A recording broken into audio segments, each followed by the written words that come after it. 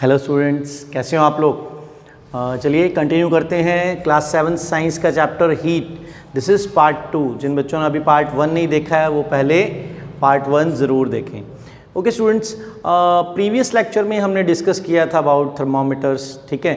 उसका एक छोटा सा टॉपिक जो रह गया था उस वीडियो में, दैट इज़ अबाउट किंक, की थर्मोमीटर जो होते हैं, क्लिनिकल थर्मोमीटर की बात कर रहा हूँ, उसमें किंक का क्या रोल होता है। देयर इज़ अ नॉमेनक्लेचर आपकी बुक में भी दिया हुआ है, किंक, ठीक है। सो किंक जो होता है, थर्मोमीटर के बॉटम में जो बल्ब होता है उसे थोड़ा ऊपर एक जिगजैग शेप दिया जाता है उस थर्मोमीटर की जो ग्लास ट्यूब होती है उससे। उस ग्लास ट्यूब का एडवांटेज ये है कि वाइल मेजरिंग द टेम्परेचर, जब थर्मोमीटर से किसी पर्सन का टेम्परेचर हम मेज़र कर रहे होते हैं, उस टाइम पर आफ्टर टेकिंग द टेम्परेचर जो मरकरी जो उसमें राइज करता है वो अपने आप नीचे नहीं आ जाए इस पर्टिकुलर सर्टेन लेवल से, उस चीज़ को प्रिवेंट करने के लिए उस ग्लास ट्यूब के डिज़ाइन में एक जिगजैग फॉर्म किया जाता है, जिगजैग फॉर्म में बनाया जाता है उस ग्लास ट्यूब को इंटरनली, जहाँ पर मरकरी जो है वो ट्रैवल करता है, ठीक है। So it prevents the fall of mercury by itself on, वो अपने आप नीचे नहीं गिर जाए एक सर्टेन लेवल से mercury.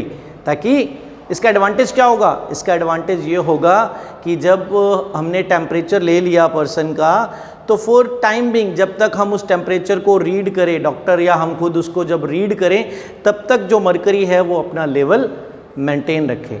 So this is the role of kink. Okay, चलिए आगे प्रोसीड करते हैं। नेक्स्ट टॉपिक जो हमारा इस चैप्टर में आता है that is transfer of heat. Heat का ट्रांसफर, एक ऑब्जेक्ट से दूसरे ऑब्जेक्ट को हीट का ट्रांसफर होना। Okay, so first of all इसमें बड़ा बेसिक सा एक फंडा है जो हमें पता होना चाहिए, दैट इज कि हीट जो है वो ऑलवेज ट्रांसफर होती है from hotter object to colder object. Okay, गर्म ऑब्जेक्ट जो है उससे हीट ट्रांसफ़र होगी ठंडे की तरफ। मैंने जो प्रीवियस लेक्चर दिया था शायद तब भी हमने डिस्कस किया था हॉट ग्लास ऑफ मिल्क या hot glass of water.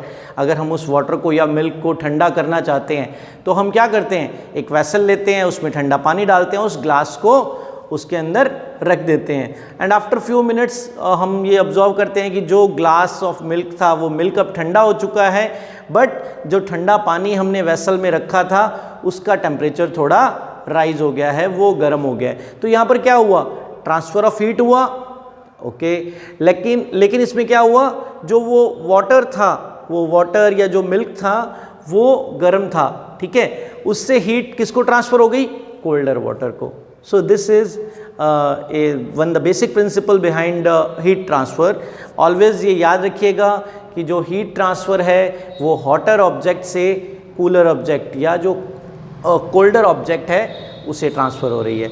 Okay, चलिए आगे कंटिन्यू करते हैं। There is modes of heat transfer. Modes मतलब कितने टाइप से जो हीट है वो ट्रांसफ़र हो सकती है। So there are 3 modes of heat transfer. One is conduction and convection and third is radiation. Okay, conduction, convection, radiation, these are the 3 modes of heat transfer. आपको जो इनको लर्न करना है, इनके बारे में समझना है, मैंने यहाँ पर एक टेबुलर फॉर्म क्रिएट किया है। This is quite easier to learn and understand. इन तीनों में जो डिफरेंस है उसको समझने के लिए आप भी इस तरीके का टेबल बना सकते हैं। This is not necessary, this is just a trick to learn. Okay, सबसे पहले देख लेते हैं कंडक्शन क्या चीज़ है। Conduction is heat transfer in solids. Okay, जो सॉलिड्स में हीट ट्रांसफर होता है, okay, from one particle to another, another to next and next to next. Okay, this is called conduction. Heat transfer without actual movement of particle. अब actual movement की क्या theory है ये समझते हैं। फर्स्ट ऑफ ऑल कंडक्शन का एक domestic example मैं आपको एक्सप्लेन करता हूँ। डोमेस्टिक एग्जांपल, हम किचन में जब भी कुकिंग करते हैं, कोई यूटेंसिल हमने गैस पे रखा है, ठीक है, लेट्स से कि हमने चाय वगैरह बनाने के लिए जो हम यूटेंसिल्स यूज़ करते हैं वो रखा है, तो वी हैड सीन की जो फ्लेम है वो तो उस यूटेंसिल के बॉटम में है, प्रोवाइड करवा रहे हैं हम, बट यूटेंसिल्स के जो हैंडल होते हैं, जो अपर कॉर्नर्स होते हैं, वो भी उतने ही गर्म हो जाते हैं, वो भी गर्म हो जाते हैं। तो वो कैसे, रीज़न इज़ कि जब हम बॉटम में हीट प्रोवाइड करवा रहे हैं वो हीट उस मेटल के जो पार्टिकल हैं वो आगे के आगे ट्रांसफ़र कर रहे होते हैं धीरे धीरे, जहाँ तक वो मेटल होता है, चाहे उसके हैंडल का एंड है या उसके अपर कॉर्नर्स हैं, वहाँ तक वो हीट आ जाती है और वो यूटेंसिल के जो पूरा यूटेंसिल जो है वो गर्म हो जाता है। हम उठाने के लिए हमें कोई क्लॉथ चाहिए या कोई कैचर हम यूज़ करते हैं। Okay, these kind of things we are doing in kitchen. So ये भी एक एग्जांपल है, जनरल एग्जांपल सॉलिड में हीट ट्रांसफ़र का। एक आपकी बुक में एक्टिविटी दी हुई है, वो भी मैं आपको एक्सप्लेन करता हूँ। देखिए इस टाइप की कुछ एक्टिविटी है। यहाँ पर सबसे पहले क्या किया, एक मेटल रॉड ले लिया, मेटल रॉड पे कुछ इक्वल डिस्टेंसेस पे हमने ये वैक्स जो है वो ड्रॉप किया हो। वैक्स जो है ताकि वो इसके ऊपर फिक्स हो जाए, जम जाए, ठीक है। वैक्स जो है वो इसके ऊपर हमने लगा दिया। इसमें आप कुछ और ऐड भी कर सकते हो अपनी तरफ से। आप with the help of wax यहाँ पे इसके साथ छोटी छोटी ऑल पिन्स या कोई आयरन फिलिंग्स वगैरह जो होती हैं वो भी चिपका सकते हो ताकि विजिबिलिटी और अच्छी हो जाए, ठीक है। हमने यहाँ पर ये वैक्स लगा दिया। अब हमने क्या किया, ये जो रॉड है, ध्यान रखना बेटा, this should be a metal rod, ठीक है। अब मेटल रॉड अगर अवेलेबल नहीं है तो क्या करेंगे, किचन से एक स्पैचुला ले लीजिए, कड़छी जिसे हम बोलते हैं, कोई भी ऐसा लॉन्ग हैंडल टाइप हो जो मेटालिक होता है, कुछ उसका नुकसान नहीं होगा, ठीक है। और यहाँ पर क्या किया, बुक में एक्टिविटी में इस मेटल रॉड को दो ब्रिक्स के बीच में ग्रिप कर लिया। This is for stand purpose, कि इसको रोका जा सके। उसको आप किसी और तरीके से रोक लीजिए जो भी आपके पास कन्वीनियंस हो, ठीक है। और यहाँ पर इस एंड पे हमने ये फ्लेम से इस एंड को हीट अप करना स्टार्ट किया। By the time what we will see कि जब हम इस एंड को हीट प्रोवाइड करवा रहे हैं तो साथ ही साथ आफ्टर 1 मिनट या 2 मिनट, थोड़े से टाइम बाद हम देखेंगे कि यहाँ पर जो ये वैक्स है ये मेल्ट होके नीचे गिरनी शुरू हो जाएगी। एंड देन आफ्टर यही प्रोसेस जो है कंटिन्यू हो जाएगा। पहले यहाँ से वैक्स फॉल करेगी, फिर यहाँ से, फिर यहाँ से, यहाँ से। तो यहाँ पर एक सोचने वाली बात है कि हम जो हीट प्रोवाइड करवा रहे हैं वो इस एंड को करवा रहे हैं, लेकिन ये चीज़ें भी मेल्ट होके यहाँ जो वैक्स है वो भी मेल्ट हो रहा है। द रीज़न इज़ कि जो हीट जो हम यहाँ प्रोवाइड करवा रहे हैं, इस मेटल रॉड के जो पार्टिकल हैं वो उस हीट को आगे ट्रांसफ़र कर रहे हैं। क्योंकि जो मेटल है वो किसके बने हुए हैं, वेरियस पार्टिकल्स के बने हुए हैं, और ये क्योंकि सॉलिड है तो सॉलिड के जो पार्टिकल्स होते हैं वो बहुत पास पास होते हैं, वो अपनी पोजीशन चेंज नहीं करते। तो यहाँ से जो हीट है वो ट्रांसफ़र हो रही है। सो जब हम कंडक्शन की डेफिनेशन लिखते हैं तो उसमें हम ये लिखते हैं transfer of heat without actual movement of particle. यहाँ पे जो सॉलिड के पार्टिकल हैं वो वही हैं, लेकिन वो हीट को ट्रांसफ़र कर रहे हैं, ठीक है। और यहाँ पर मीडियम क्या है, ये सॉलिड एक मीडियम है हीट ट्रांसफ़र का, तो यहाँ से हीट आगे जा रही है और वैक्स जो है वो मेल्ट हो रहा है। This is one more example of conduction. Okay students, और देख लेते हैं। ये सॉलिड में होता है, विदाउट एक्चुअल मूवमेंट है, एंड इसका एग्जाम्पल हमारे पास क्या है, हीटिंग ऑफ यूटेंसिल हैंडल, जो मैंने आपको स्टार्टिंग में एग्जाम्पल बताया। एक और चीज़ मैं यहाँ पर आपको ऐड कर देता हूँ इसमें, देयर इज़ कि जो ऑब्जेक्ट हीट को ट्रांसफ़र करते हैं, ओके, जो ऑब्जेक्ट जो हैं वो हीट को ट्रांसफ़र कर रहे हैं उन्हें हम कहते हैं कंडक्टर, या हीट कंडक्टर कह लीजिए या थर्मल कंडक्टर भी कह देते हैं। ओके, सो द मेटल्स और the objects which transferring heat are known as heat conductor, याद रखिएगा। And the objects which are not transferring the heat, those are called insulator. वो क्या है, इंसुलेटर। हीट इंसुलेटर, जो हीट को transfer नहीं कर रहे, those are called heat insulator. Okay, ये दो डेफिनेशंस हैं, एग्जाम पॉइंट ऑफ व्यू से इंपॉर्टेंट है, इनको भी लर्न कीजिएगा। नेक्स्ट टॉपिक देखते हैं इसी का second mod, that is called conduction. यहाँ पर जो हीट ट्रांसफर हो रही है वो with the actual movement of particle. Okay, यहाँ पर पार्टिकल्स जो है वो मूव कर रहे हैं। कैसे कर रहे हैं, ये एग्जाम्पल आप ले सकते हैं कि जब हम वाटर को अगर हम गर्म कर रहे हैं तो वाटर जो है वो आगे अपनी हीट प्रोवाइड करवा रहा है। यह एक आपकी बुक में एक एग्जांपल है। यहाँ पर देखिए एक ट्राइपॉड है, ट्राइपॉड के ऊपर एक हमने ये वेसल लिया हुआ है, दैट इज़ फ्लास्क और beaker, what ever convenient for us, जो भी हम वो ले सकते हैं। बस ये इसलिए ये ग्लास का ट्रांसपेरेंट ऑब्जेक्ट होना चाहिए जिसमें हम जो इसमें एक्टिविटी परफॉर्म कर रहे हैं वो विजिबल हो। इसमें सबसे पहले क्या करना है, एक ये फ्लास्क लिया हुआ है, ग्लास का फ्लास्क है ये, एंड इसको ट्राइपॉड पे रख दिया। इसमें वाटर लेवल आप एज पर आर कन्वीनियंस हमने इसमें वाटर फिल कर लिया। यहाँ पर बॉटम में इसमें एक पोटेशियम परमैंगनेट का एक पार्टिकल हमने प्लेस कर दिया। अब जब हम इसको हीट प्रोवाइड करवाते हैं few minutes, after few minutes जो वाटर है वो गर्म होगा, ठीक है, लेकिन साथ ही साथ ये जो पोटेशियम परमैंगनेट का पार्टिकल हमने रखा है, जब इसको हीट मिलेगी, ये पानी में जब डिज़ोल्व होना स्टार्ट होगा, तो उस टाइम पर इसका जो कलर निकलेगा वो कलर कुछ इस तरीके से होगा, क्योंकि हम यहाँ पे हीट प्रोवाइड करा रहे हैं पर्टिकुलर इस पॉइंट पे, और यहीं पर हमने ये पोटेशियम परमैंगनेट का पार्टिकल जो है वो रखा हुआ है। यहाँ से जब ये वाटर गर्म होगा तो यहाँ से ऊपर उठेगा और हमें यूँ साइड में जाता हुआ ये कलर दिखेगा।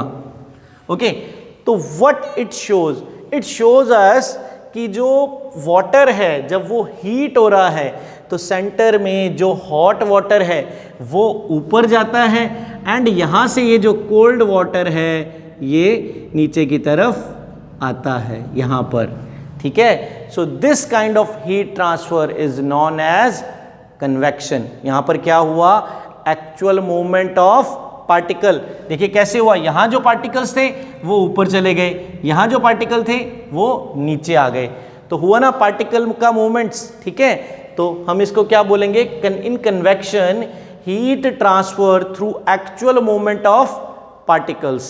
ओके, और यहाँ भी देखिए हॉटर से कूलर की तरफ जो हीट का फ्लो हो रहा है। ओके, इसका एक और एग्जांपल लेते हैं।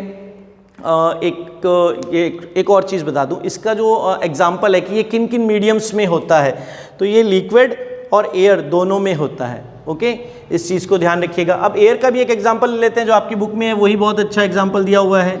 एक कैंडल को बर्न किया, ठीक है, एक कैंडल को जब हम लाइट अप करेंगे, सो उसको लाइट अप करने के बाद एक एग्जांपल यहाँ पे हाथ बनाना थोड़ा मुश्किल है कि एक हाथ उसके ऊपर की साइड में हमने रखा हुआ और एक उसके साइड में, कुछ इस तरीके से हाथों को फॉर्मेशन रखा हुआ है, बीच में यहाँ पे कैंडल है। सो हमें जो हीट है वो किस हैंड को हमारे ज़्यादा फील होगी, तो वो हमारा जो ऊपर की तरफ जो हाथ है उसको ज़्यादा फील होगी। दैट शोज़ कि जब एयर जो है वो हीट होती है तो वो ऊपर की साइड उठती है, ठीक है। So that activity explain us कि जो हॉट एयर है वो ऊपर की साइड में उठती है। ओके, दिस इज अबाउट, अब इसके और इसका जो प्रैक्टिकल एग्जांपल है कन्वेक्शन का, that is land breeze and sea breeze. मैंने आपको बताया कि जो हॉट एयर है वो ऊपर की साइड जाती है, तो अब ये लैंड ब्रीज और सी ब्रीज को हम समझते हैं। सबसे पहले क्या होता है स्टूडेंट, देखिए एक बात है, लेट्स से कि this is sea and this is land. अगर हमारे पास दो अलग अलग एरियाज़ हैं, अब जो कोस्टल एरियाज़ होते हैं वहाँ की बात कर रहे हैं कि यहाँ सी है और यहाँ लैंड है। जब सन रेज यहाँ पर भी फॉल करती हैं और यहाँ पर भी फॉल करती हैं, दिस इज सन। ओके, तो सन रेज जब फॉल करती हैं तो लैंड पीस जो होता है, लैंड मास जो है, ये जो लैंड पार्ट है ये बहुत जल्दी इसका टेम्परेचर जो है वो डे टाइम में ही राइज हो जाता है।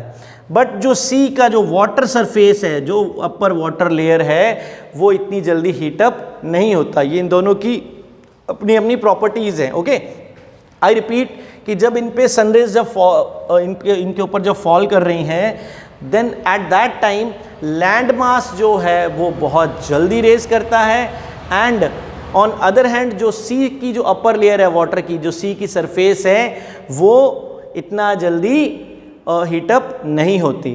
तो अब अगर लैंड मास जल्दी गर्म होगा तो वहाँ पर जो एयर अवेलेबल है वो भी जल्दी हीटअप होगी, और जैसे ही वो एयर हीटअप होगी तो क्या होगा, हमने अभी पढ़ा था ना इस केस में कि जब एयर जो है वो जब गर्म होगी तो वो ऊपर की साइड जाएगी, और अगर एयर यहाँ पे ऊपर की साइड जाएगी तो क्या होगा, यहाँ पर जो इस सी पर जो अपर लेयर पे, जो सी की जो ऊपर की लेयर पे जो कूल एयर है, जो ठंडी हवा है, वो किस तरफ आएगी, वो लैंड की तरफ आएगी। जब सी से जो ठंडी हवा लैंड की तरफ जा रही है, इसे हम कहते हैं सी ब्रीज। इसे हम क्या कहते हैं? सी breeze. And on the same way, जब इवनिंग टाइम हो जाता है, जब नाइट का टाइम आ जाता है, उस टाइम पर जो लैंड है, मैंने आपको बताया कि लैंड बहुत जल्दी गर्म होती है और बहुत जल्दी ठंडी भी हो जाती है। जैसे ही शाम होनी शुरू होती है, जैसे सनलाइट जो है वो अनअवेलेबल हो जाती है, तो जो लैंड मास है वो ठंडा हो जाता है। बट ऑन अदर हैंड, जो सी की जो सरफेस है वो ड्यू टू एंटायर डे उसके ऊपर जो सनरेज फॉल कर रही थी, वो शाम होते होते एक पर्टिकुलर सर्टेन टेम्परेचर अटेन कर लेती हैं। और अब जो सी की सरफेस है अब वो गर्म हो गई है, या सी के ऊपर लेयर, जो ऊपर की जो लेयर है उस पर जो एयर अवेलेबल है वो गर्म हो गई है। तो जैसे ही शाम होती है, जो सी के ऊपर जो एयर है वो ऊपर की साइड मूव करना शुरू कर देती है। तो शाम की टाइम, इवनिंग टाइम में और नाइट टाइम में जब यहाँ से हॉट एयर जब ऊपर चली जाती है, तो लैंड मास जो होता है वहाँ से जो कूल एयर है वो सी की तरफ ट्रैवल करना शुरू कर देती है। This is called land bridge. जब ठंडी हवा लैंड से सी की तरफ आ रही है, this is called land breeze. तो this is the phenomena behind sea breeze and land breeze. तो ये था हमारा कन्वेक्शन। एक और टॉपिक इसमें, एक और मोड जो है हीट ट्रांसफर का, that is the last mode of heat transfer, that is radiation. ठीक है स्टूडेंट्स, इसमें सीधी सी एक खास बात, इसका एक एग्जांपल बताता हूँ पहले, तो आप इसकी जो डेफिनेशन है उसको बेटर समझ सकेंगे। सन रेज जो है वो स्पेस से होती हुई हमारे अर्थ के एनवायरनमेंट तक आती हैं। स्पेस में वहाँ कोई मीडियम नहीं है, वहाँ कोई एयर फ्लो नहीं हो रही है, वहाँ कोई सॉलिड नहीं है। सॉलिड मीन्स जो मेटल जो हीट को ट्रांसफ़र करवा सके। ठीक है, so without medium, without any medium heat का ट्रांसफ़र हो रहा है। So heat transfer without any medium is known as radiation. Okay, और इसका एग्जाम्पल क्या है? सन से जो सन रेज हैं वो अर्थ तक आ रही हैं और यहाँ पर हीट प्रोवाइड कराती हैं, अर्थ की सरफेस को गर्म कर देती हैं। हमने पढ़ा ना, सी की लेयर को गर्म कर रही हैं या लैंड सरफेस को भी हीट अप कर रही हैं। इस तरीके का जो एग्जाम्पल है that is called radiation. So radiation, heat transfer without any medium. कहाँ हो सकता है? कहीं भी हो सकता है जब मीडियम की रिक्वायरमेंट नहीं है। Okay, an example, sun rays falling on earth surface or reaching on earth surface. Okay, so these are the basic heat transfer modes. Last में एक छोटा सा टॉपिक है, kind of clothes we wear in summer and winter.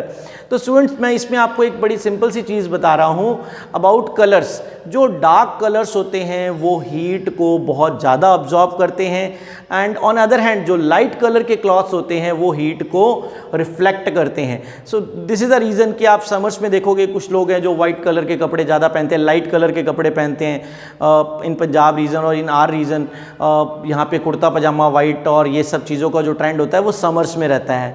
On other hand जो winter का time होता है वहाँ पर सब लोग जो डार्क कलर के कपड़े पहनना पसंद करते हैं, बिकॉज डार्क कलर के कपड़े पहनेंगे तो वो हीट ज़्यादा अब्जॉर्ब करेंगे, और हीट ज़्यादा अब्जॉर्ब करेंगे तो हमारी बॉडी को वो गर्म रखेंगे।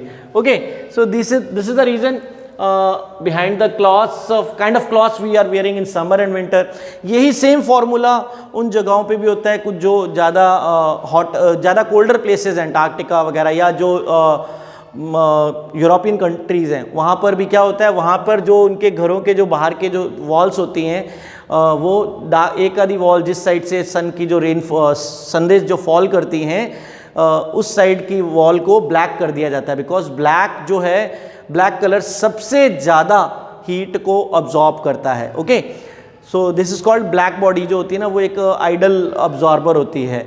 ठीक है, so these are the things, kind of clothes we are using in summer and winter. इसके अलावा एक लास्ट में एक छोटा सा टॉपिक है, why we are wearing woollen clothes in winter. So woollen fibre की एक खास बात होती है कि उसकी काफ़ी सारी लेयर्स होती हैं, और उन लेयर्स में जो है वो एयर जो होती है, जो एयर पास होती है जब हमारी बॉडी की तरफ, तो वो ट्रैप हो जाती है। एंड दिस एयर जो होती है वो हीट की पुअर कंडक्टर होती है, तो हमारी बॉडी हीट को मेंटेन रखती है, बॉडी टेम्परेचर को मेंटेन रखती है, एंड ड्यू टू दैट हमें ठंड नहीं लगती है, या फिर हमारा बॉडी टेम्परेचर मेंटेन रहता है, और इसीलिए विंटर्स में हम वुलन क्लॉथ्स पहनते हैं। So this is the chapter heat. I hope कि आपको समझ आया होगा, एंड फिर भी अगर किसी स्टूडेंट को अगर कोई क्वेरी हो, you can call me on my number I will provide it on screen. ठीक है, okay, thank you, have a nice day.